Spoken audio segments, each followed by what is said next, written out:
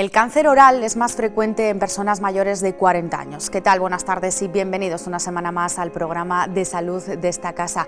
Hoy les vamos a comentar qué es lo que cómo se tienen que cuidar, mejor dicho, los pacientes que están actualmente pasando por un tratamiento oncológico. Y para ello va a estar Carlos Cantero, nuestro odontólogo de la Clínica Dental Virgen del Manzano. Pero también les vamos a hablar del colectivo de la enfermería, y es que sus cuidados son imprescindibles para garantizar la salud de los pacientes. Comenzamos.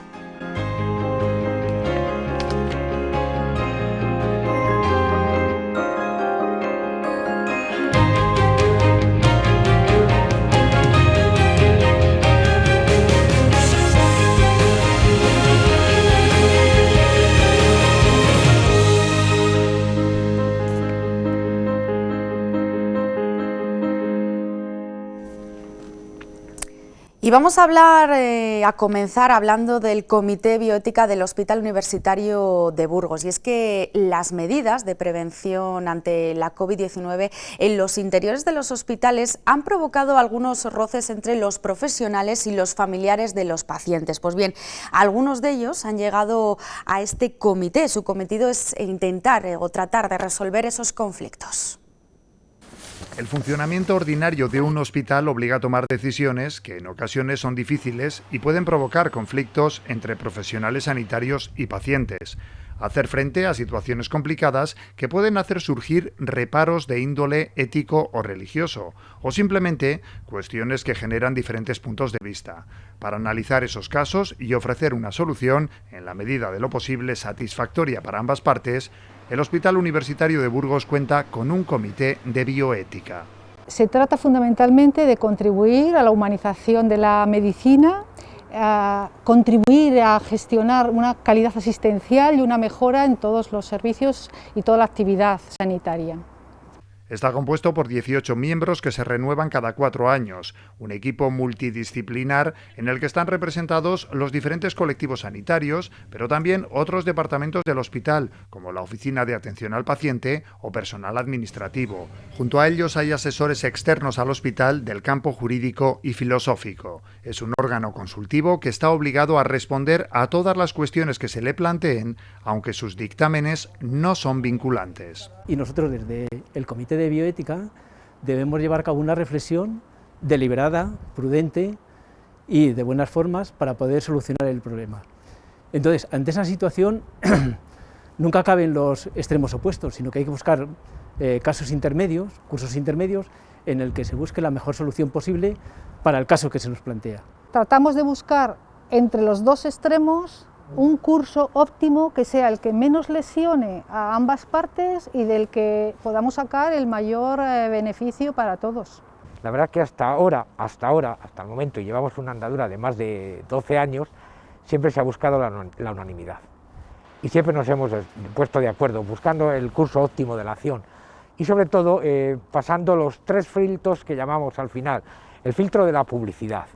Cuando emitimos el informe y va a quedar en un acta, debemos pasar ese filtro de la publicidad, es decir, si esto sale al público, ¿será bien visto por el público en general? Segundo, el filtro de la legalidad. ¿Es legal? ¿Está de acuerdo con la legislación la opinión que va a expresar el comité? Y en tercer lugar, el filtro de la temporalidad. ¿Esto puede persistir en el tiempo ante un caso o cualquier caso que marquen una analogía parecido?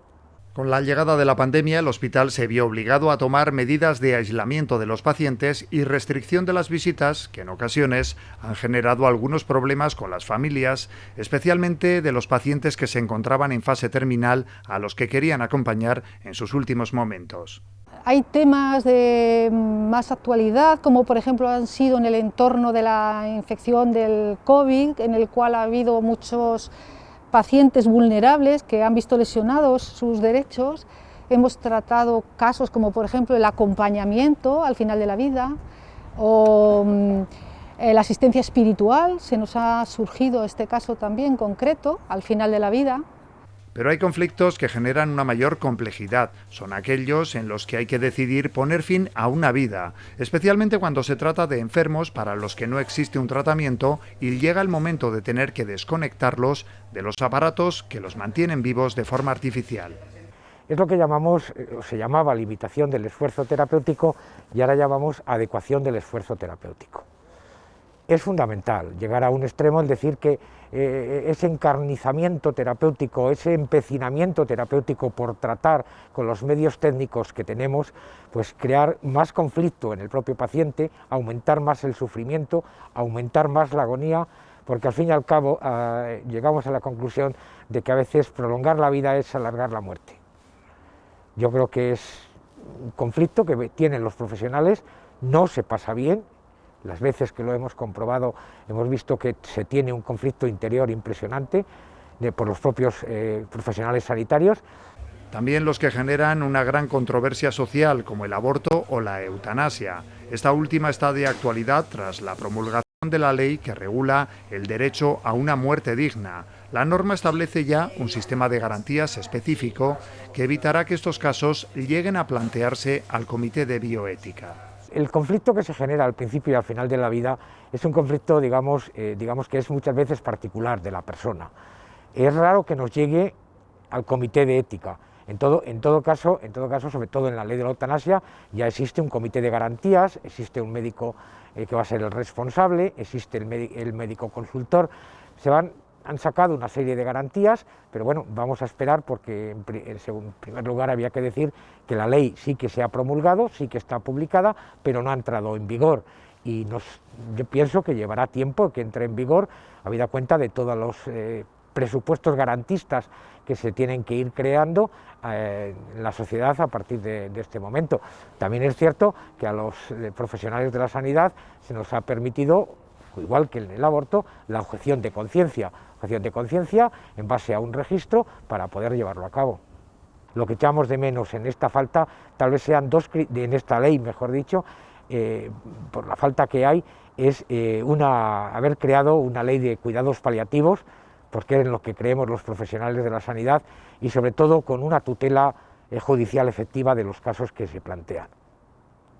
Otro caso recurrente es el de pacientes que se niegan a recibir un tratamiento por creencias religiosas. El más conocido, el de los testigos de Jehová y su negativa a recibir transfusiones de sangre, ha quedado resuelto mediante la Ley Básica de Autonomía del Paciente. En este caso se van a presentar dos conflictos, uno que es por parte del profesional, que sabe cuál es la terapia a aplicar al paciente correspondiente y que entonces sería el derecho a la vida, y el otro conflicto, el otro valor sería el del paciente, que lo que pretende es, a través de su libertad y de la autonomía del paciente, ejercer sus derechos.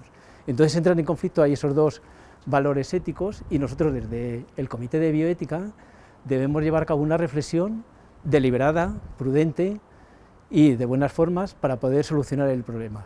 Ese conflicto está bastante bien resuelto porque desde la Ley de la Autonomía Básica del Paciente pues se propone que si el paciente de manera razonable, de manera libre, autónoma, ha decidido rechazar el tratamiento, entonces el facultativo, el profesional, debe aceptar esa petición.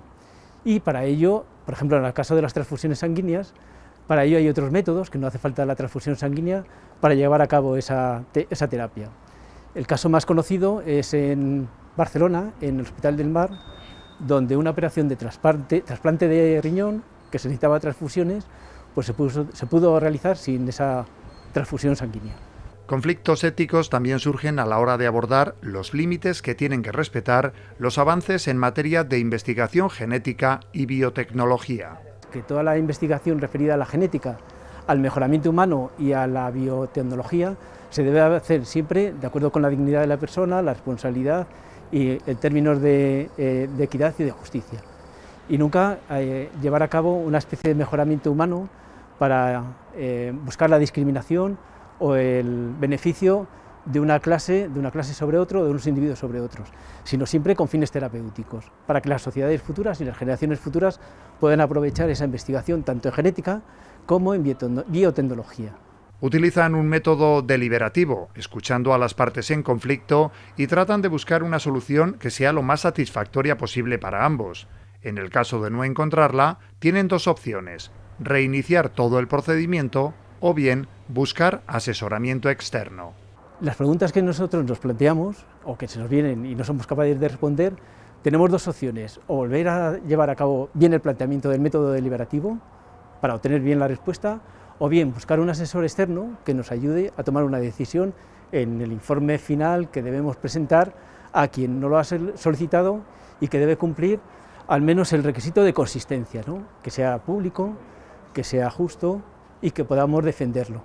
Pero el Comité de Bioética tan solo interviene en aquellos casos en los que alguien le pide consejo, bien sea un paciente o un profesional sanitario. Su misión es limar esas asperezas, esos conflictos que surgen en el día a día para conseguir humanizar un poquito más la sanidad.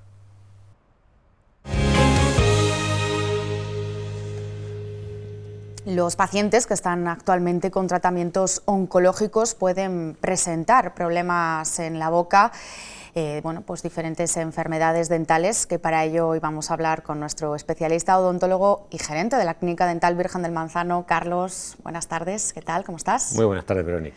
Vamos a hablar precisamente del cáncer oral, que se presenta pues con más frecuencia en personas, ¿no?, mayores de 40 años. ¿Dónde se forma el cáncer oral, Carlos? Bueno, pues el cáncer oral nos lo podemos encontrar en cualquier parte de la boca, ¿no? Desde los labios, la lengua, las mucosas, la encía, en el paladar, en el suelo de la boca, ¿no? En cualquier parte de la boca pues podemos encontrarnos el cáncer. ¿Cómo se presenta? ¿Qué síntomas hay? Bueno, pues los principales síntomas que podemos pensar que tenemos algún tipo de cáncer es cuando tenemos llagas que nos salen, o úlceras en la boca o en los labios y en un periodo prudencial entre 15 días así no desaparecen.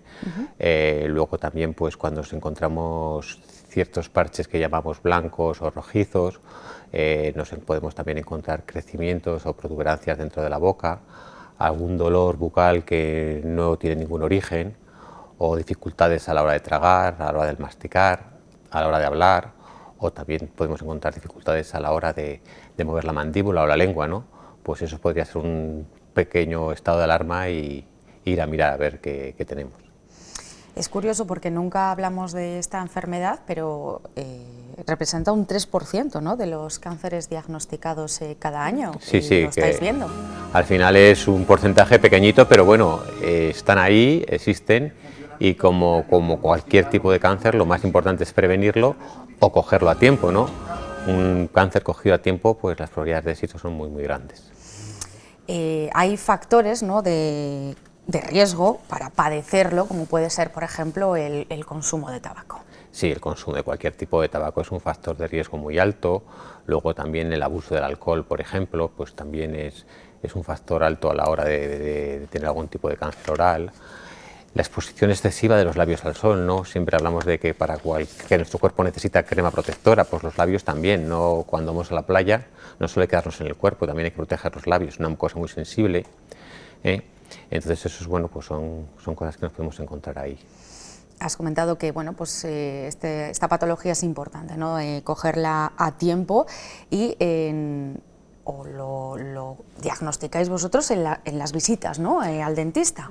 Hombre, diagnosticarlo normalmente nosotros levantamos la liebre, ¿no? Nosotros vemos ahí cosas que pueden ser o podemos creer que podrían ser, entonces ya se envían al especialista porque claro, para poder hacer un buen diagnóstico hay que hacer unas pequeñas pruebas, hay que hacer una biopsia, ver si esas células son malignas o no son malignas, y eso nosotros en la clínica no podemos hacerlo, pero bueno. Pero el primer paso es acudir donde nosotros, verlo, ver qué está pasando y si creemos que puede ser alguna de estas cosas, pues derivarlas al especialista oportuno.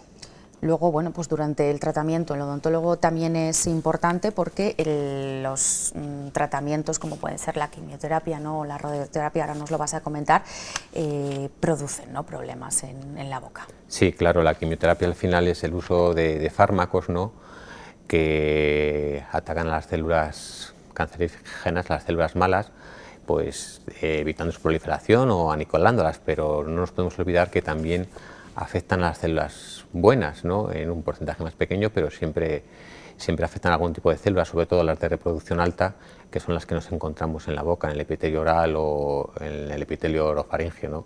Por lo que esas células se ven muy atacadas, sobre todo con la quimioterapia y la radioterapia. ¿Qué trastornos nos producen? Bueno, pues que la quimioterapia nos puede producir trastornos en la boca, como son las mucositis, que, pues pequeñas llagas, pequeñas ulceraciones, que cuando se dejen de usar ese tipo de fármacos, pues volverán a su normalidad, ¿no?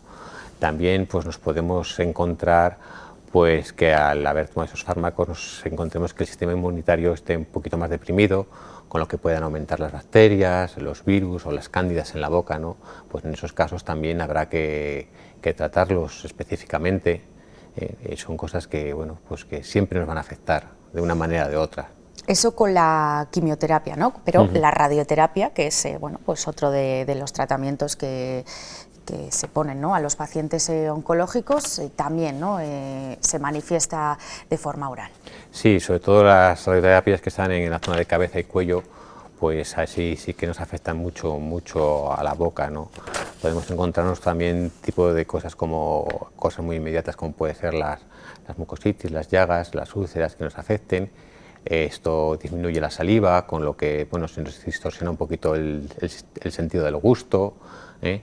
Son factores que van ahí apareciendo y nos van dejando pues pequeñas gotitas que tenemos que ir cursando, que ir tratando poco a poco, ¿no?, a esos pacientes. Claro, eso es de forma inmediata, ¿no? Sí. Pero ¿a largo plazo también hay problemas? Sí, tanto a medio como a largo plazo pues nos podemos encontrar que, claro, aumenta el riesgo de caries en las personas. Nos encontramos cosas como, por ejemplo, que esos pacientes tienen mucho más riesgo de necrosis de las mucosas, porque al estar tratadas pues esas mucosas son muy sensibles, y a muy largo plazo nos podemos encontrar también riesgos de necrosis en el hueso o alteraciones que se produzcan en los dientes, tipo de agnesias, ¿no? Son cosas que están ahí, que pueden aparecer. No quiere decir que vayan a aparecer siempre, pero esos riesgos están. Claro, son unos efectos secundarios, como así podríamos decirlo, ¿no?, de estos tratamientos que al final no se pueden prevenir. No, esos efectos están ahí, podemos luchar contra ellos. Hombre, sí que es muy interesante, pues los pacientes, antes de sufrir ese tratamiento, los pacientes saben que les van a tratar, pues que acudan al dentista y poder pues ser aconsejados, ¿no? Nosotros siempre les aconsejamos que lo primero que tienen que hacer es tener muy buena higiene, que usen el flúor, porque bueno, les va a ayudar a proteger a los dientes. Esos pacientes les tendrán que, los dientes que sean intratables, porque bueno, pues por su deterioro no se puedan ya utilizar, que sean exodonciados antes de ir al tratamiento. Si es un niño, pues solemos sellarle las fosas y las fisuras que puedan tener, ¿no? Tenemos que prevenir también los tratamientos periodontales, hay que hacerlos antes, ¿no?, que la boca esté lo más sana, ya que va a sufrir mucho, por lo menos que esté siempre bien sana. Antes y después, porque una vez que se termina, ¿no?, de administrar estos fármacos, también es importante, ¿no?, cuidarse. Sí, claro, el paciente tiene que seguir pues manteniendo una buena higiene. Se recomienda que sigan usando el flúor por lo menos durante un año. Durante el tratamiento de radioterapia pues es muy aconsejable que el paciente use colutorios, suplementos de vitamina C, tanto sea en pastillas o con las frutas, que sabemos que tienen mucha vitamina C. Nos podemos encontrar también que, bueno, pues que le haya producido o dolores o molestias muy graves, pues habrá que utilizar algún tipo de antiinflamatorio o algún corticoide para que pues todos esos problemas vayan desapareciendo, ¿no? Y cuidarles mucho, ¿no?, que al final pues son enfermedades duras y largas. ¿Qué consejo puedes dar? Porque bueno, al final son patologías, son cánceres que aparecen, ¿no? Pero bueno, que se pueden prevenir en alguna forma. Sí, de alguna forma sí. Siempre hemos dicho, ¿no?, aquí tú y yo, que las visitas periódicas son súper importantes, ¿no? Hay que hacerlas porque nosotros cuando hacemos esas revisiones siempre pues miramos cualquier cosa que nos llame la atención, y luego también pues a veces un poquito la autoexploración en casa, igual que las mujeres pues tienen más cuidado pues por el tema del cáncer de mama o así, pues explorarse bien pues un poquito las mejillas, el cuello, mirarse de vez en cuando la lengua o el suelo de la boca, que son cosas que no hacemos habitualmente. Bueno, pues importante, ¿no? También acudir, ¿no?, a los odontólogos, como estamos diciendo, bueno, pues para esas revisiones anuales y para tratarse, ¿no?, esos tratamientos oncológicos durante, antes y después, ¿no?, de haber pasado esas quimioterapias o radioterapias. Gracias, Carlos, una vez más por habernos acompañado a Cita Previa. Muchas gracias.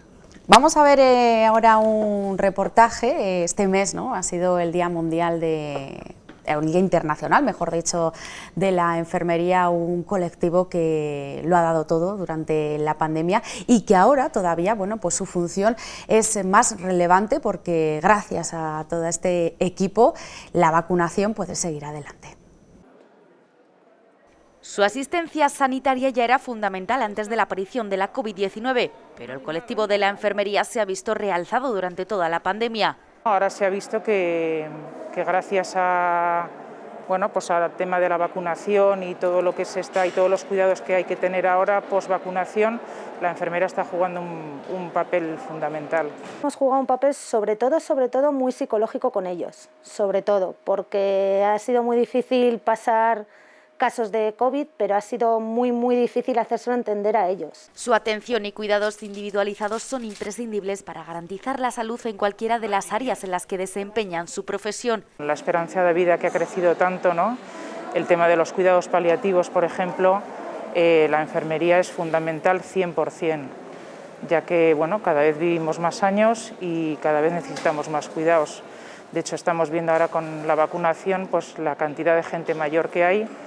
Y bueno, te encuentras mucha gente que necesita muchos cuidados y no los tiene. Es muy vocacional, la UBI además tiene algo que te engancha, la atención inmediata y la posibilidad de ayudar a alguien a sobrevivir es algo que te da una satisfacción tremenda. Hemos sido sus familias y para las familias los ojos de ellos, porque no sabían, muchas veces tenían mucha incertidumbre, no sabían en qué situación estaban.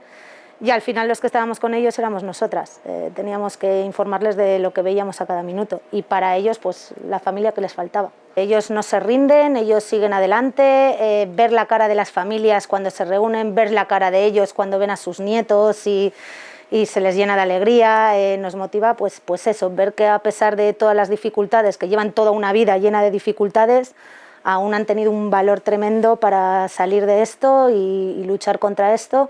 Aunque siguen sufriendo las graves consecuencias de esta crisis sanitaria. Hay días que, bueno, que son duros porque nos cansamos, porque a veces compañeros que, bueno, vienen de lejos a trabajar, pero bueno, con mucha ilusión y nos queda, pero bueno, ya tenemos rodaje. Lanzan un mensaje claro a las administraciones públicas. Sin la enfermería, las instituciones sanitarias no funcionan.